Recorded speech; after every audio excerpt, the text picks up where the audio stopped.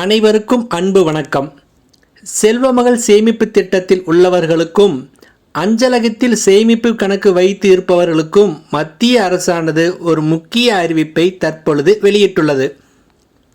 இந்த அறிவிப்பை பற்றி முழுமையாக அறிந்து கொள்ள நம்ம சேனலை சப்ஸ்கிரைப் செய்துவிட்டு இந்த வீடியோவை முழுமையாக பாருங்க.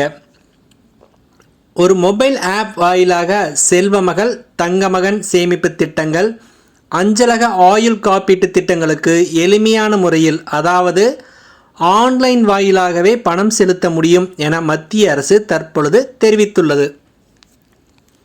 அஞ்சல் துறையின் கீழ் செயல்படும் இந்திய அஞ்சலக பேமெண்ட்ஸ் வங்கியில் 2018ஆம் ஆண்டு முதல் இன்று வரை சுமார் 12 கோடிக்கும் அதிகமான வாடிக்கையாளர்கள் சேமிப்பு கணக்குகளை தொடங்கியுள்ளனர். தமிழ்நாட்டில் புதுமை பெண் மற்றும் தமிழ் புதவன் திட்டங்களின் கீழ் வழங்கப்படும் மாணவர்களுக்கான கல்வி உதவித்தொகை கணக்குகள், விவசாயிகளுக்கான பிரதமரின் விவசாய நிதி ஆதரவு கணக்குகள், 100 நாள் வேலை திட்டத்திற்கான கணக்குகள், கர்ப்பிணி பெண்களுக்கான பிரதமரின் மாத்ரு வந்தனா திட்ட கணக்குகள், முதியோர் உதவித்தொகை கணக்குகள் உள்ளிட்ட அனைத்து விதமான அரசு மானியம் அல்லது உதவித்தொகை பெறும் கணக்குகளும் இதில் அடங்கும். தொடக்க காலத்தில் தொடங்கப்பட்ட கணக்குகளில் வாரிசு நியமனம் செய்யப்படாமல் இருந்தது. சேமிப்பு கணக்குகளுக்கு வாரிசுதாரரை நியமிப்பதன் மூலம் கணக்குதாரர் மறைவுக்கு பிறகு வங்கி கணக்கில் உள்ள தொகையை மிக எளிதாகவும் விரைவாகவும் வாரிசுதாரர்கள் பெற வழிவகை செய்கிறது.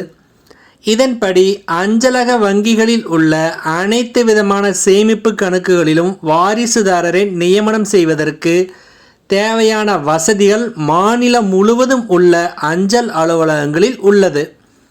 எனவே இந்த வசதியை பயன்படுத்தி வங்கி கணக்கில் வாரிசுதாரரை இணைக்காத வாடிக்கையாளர்கள் தங்களின் வாரிசுதாரரை நியமித்துக் கொள்ள மத்திய அரசு கேட்டுக்கொண்டுள்ளது.